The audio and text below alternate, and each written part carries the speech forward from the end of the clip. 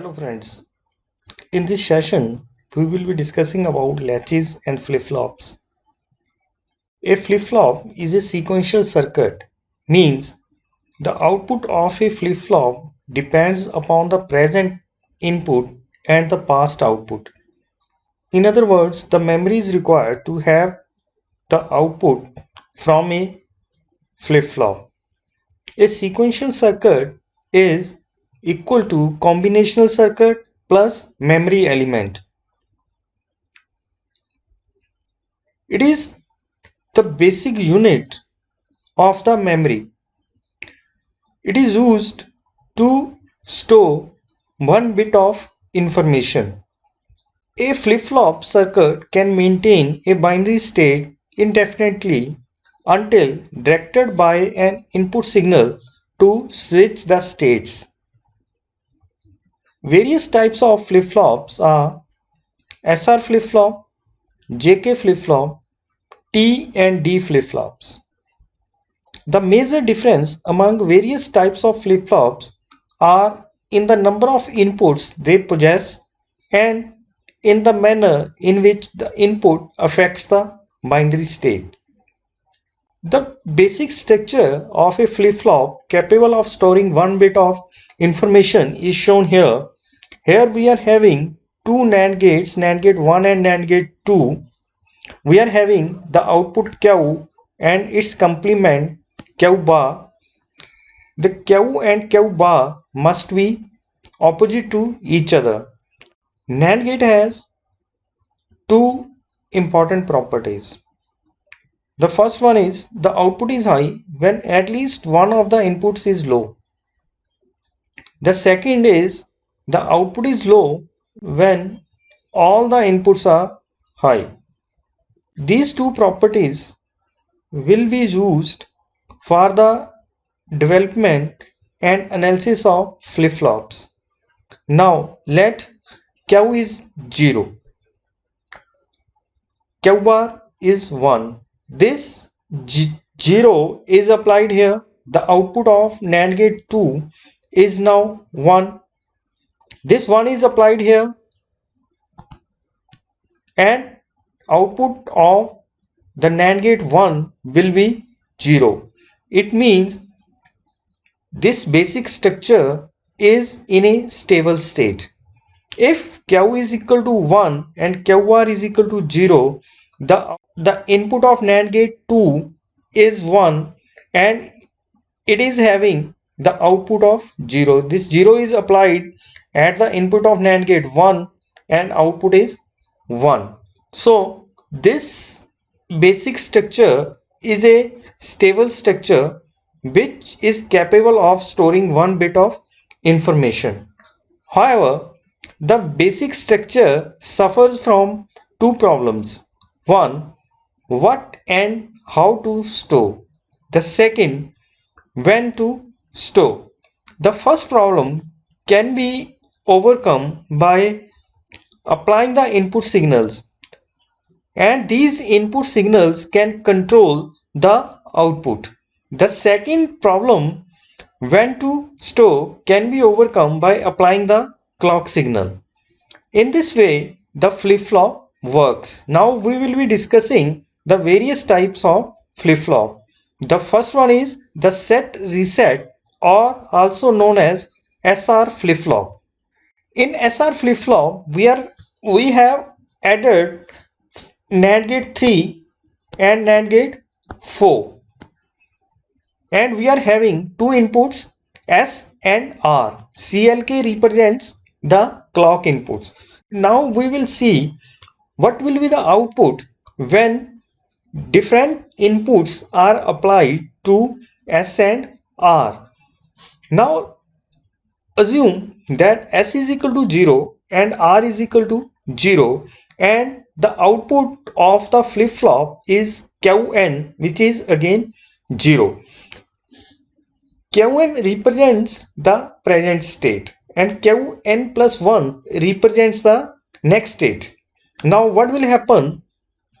S is 0, R is 0, Q is 0, QR is 1. Now When the input to a NAND gate is 0, it is certain that it will having a output of 1. Now this 0 is applied at the input of this one. This 1 is applied at the input of this one. 1 here. So the output of NAND gate 1 will be 0 and NAND gate 2 will be 1.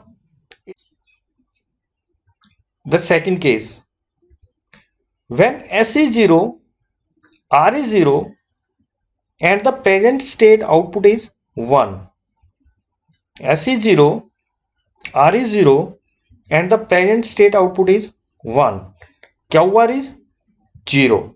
Output of NAND gate 3 is 1 and NAND gate 4 is 1.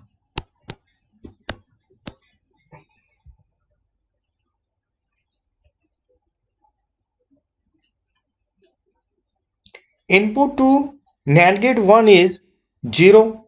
When input to a NAND gate is 0, the output is 1. And NAND gate 2, both the inputs are 1 1, so output is 0. Again, the next output Qn plus 1 is same as that of the present output. Now, when S is 0, R is 1, Qn is 0 and Q bar is 1. Since the input to a NAND gate 3 is 0, so the output will be 1 and output of NAND gate 4 will be 0. One of the input to a NAND gate 2 is 0. Its output will be 1 and both the inputs to NAND gate 1, they are 1. So the output of NAND gate 1 will be 0. It means when S is 0, R is 1, Qn is 0, the output is 0.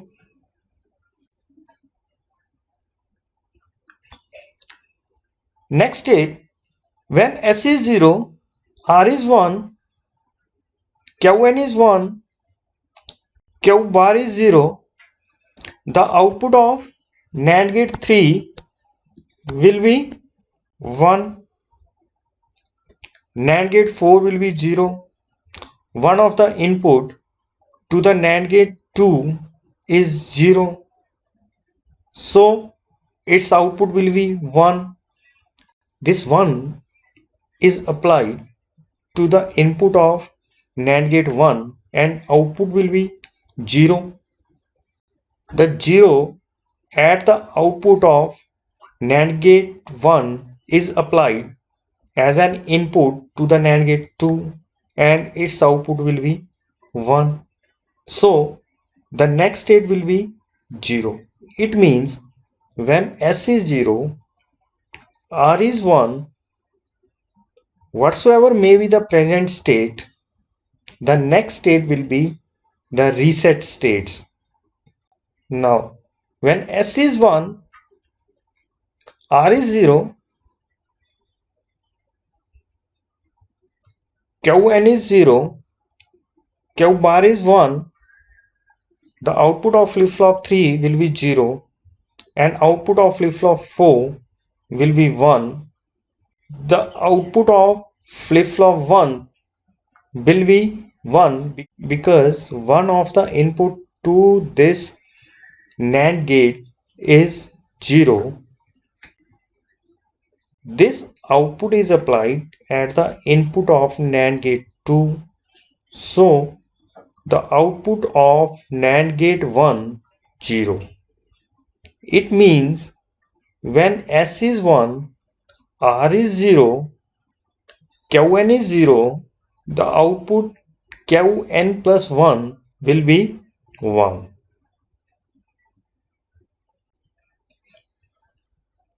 When S is 1, R is 0, Qn is 1, output of NAND gate 3 is 0. Because of this 0, the output of NAND gate 1 is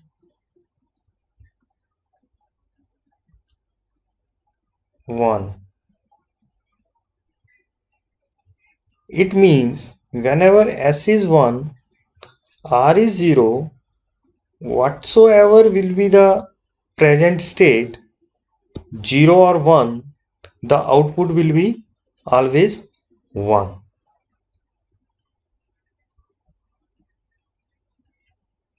When S is 1 and Q is 0, then the output of NAND gate 3 is 0 and NAND gate 4 is 0. When the input to any NAND gate is 0, the output will be 1.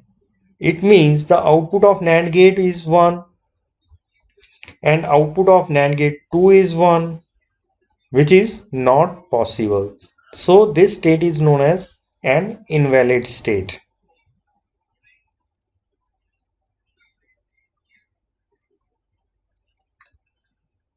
When S is 1, R is 1, Qn is 1,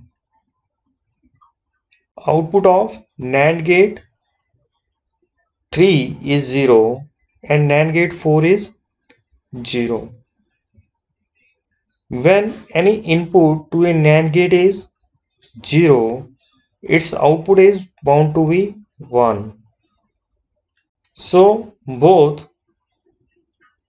the output and its complement, they are 1, which is not possible. That's why this is again a invalid state. It means when S is 1 and R is 1, we are having the output as a invalid state. Invalid state is because the output of NAND gate 3 and NAND gate 4, they are 0. Both of these should not be 0. So the overall truth table of SR flip-flop is when S is 0, R is 0,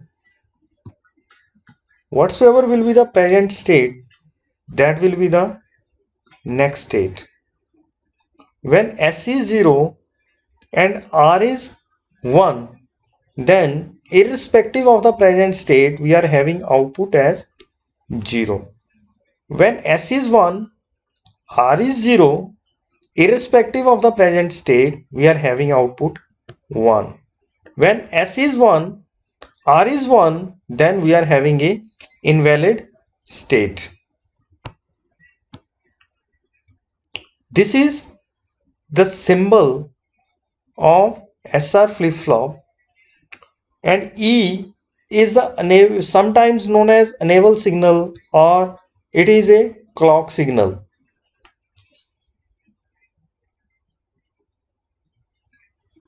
The next is our JK flip-flop.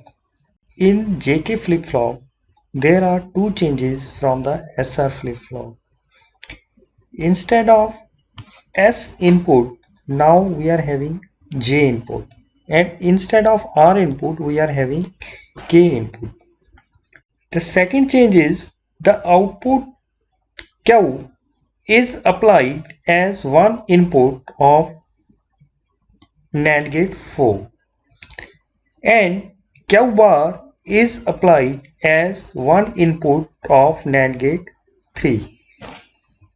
Because the problem of SR flip-flop was that at the same time and the output of NAND gate 3 and NAND gate 4 was 0 0. Because of this, Q and Q bar becomes 1.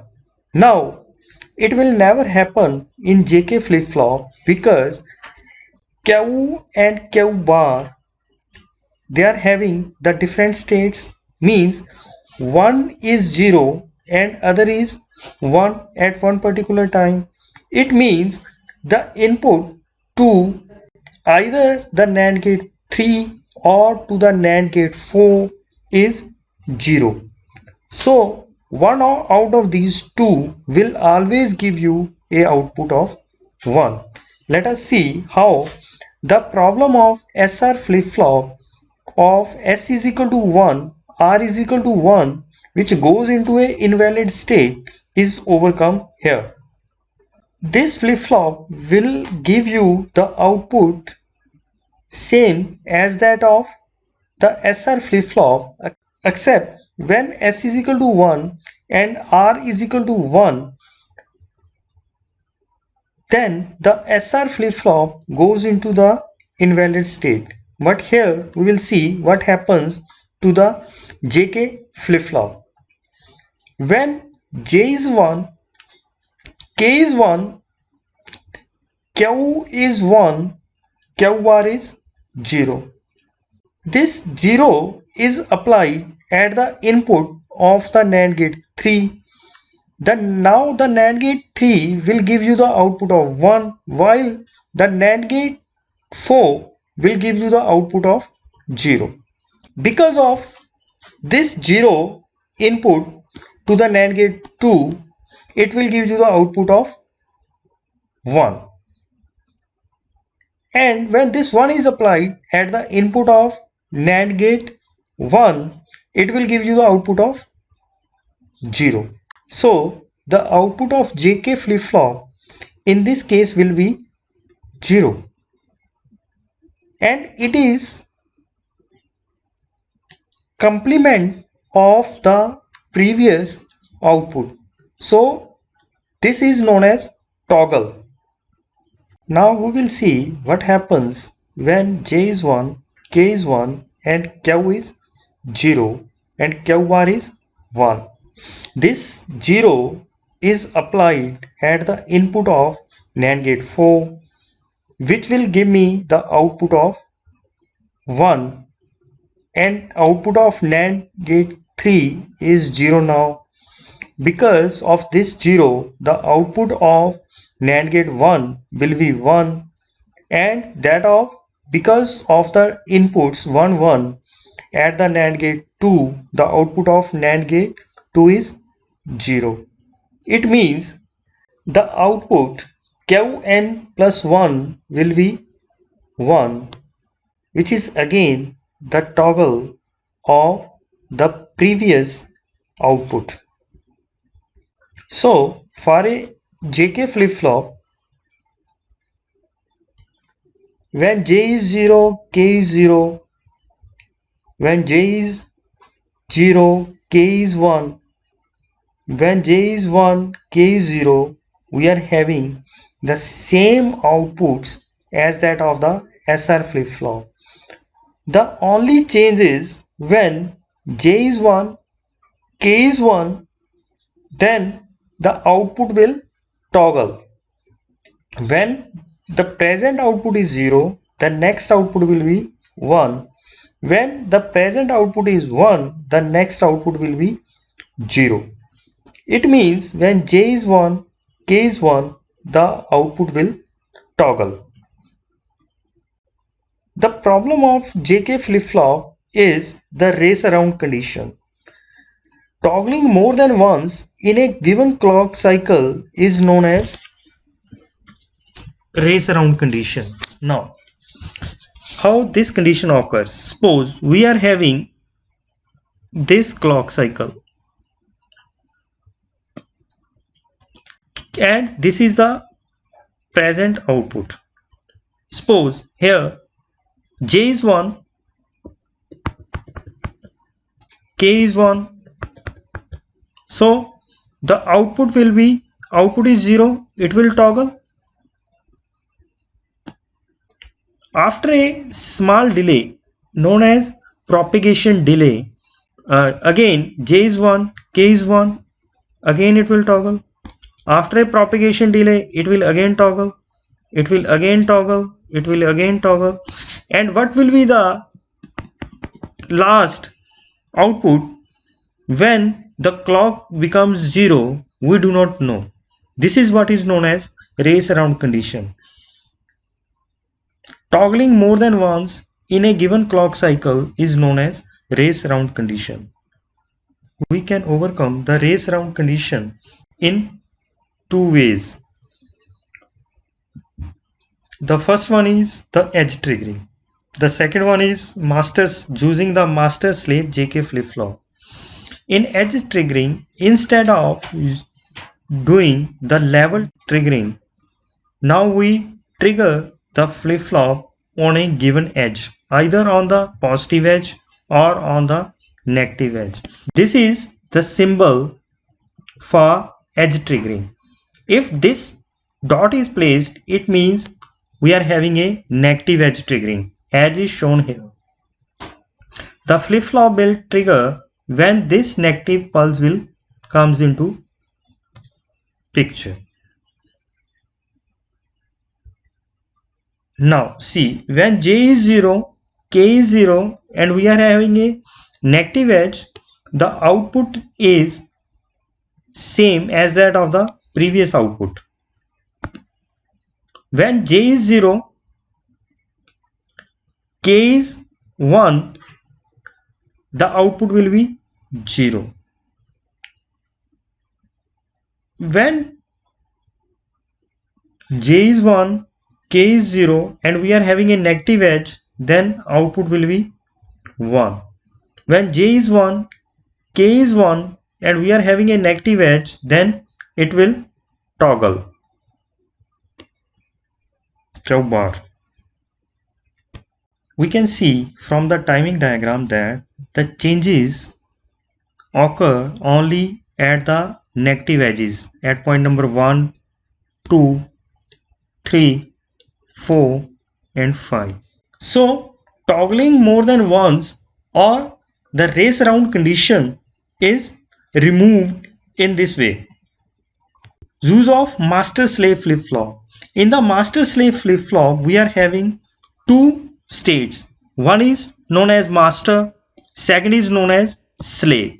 Whatsoever the master will do in the positive clock cycle, the slave will follow it in the negative clock cycle. In this case, for the master, the changes occur on the positive half, and for the slave, the changes occur on the negative half. So after one complete cycle, the second change can occur. In this way, this flip flop overcomes the race around condition. D flip flop, also known as data flip flop, means whatsoever is at the input, that will be at the output. Now what we did, we are having one SR flip flop. We applied directly the input to the S, and after inverting, the input is applied to the R. See, this is the truth table of D flip flop. D is 0, output is 0. D is 0, the present state is 1, the next state is 0. Means whatsoever is at the input, that will be at the output. Also known as delay flip flop. At the input we are having 1, at the output we are having 1. We are having 1 at the input, we are having at the 1. No matter what is the value of Qn, the Qn plus 1 will follow the input. Now the question arises, when the output is same as that of the input, why we cannot have a wire in place of this flip flop? The answer to this question is that the wire cannot store the data, while the flip flop can store the data. T flip flop.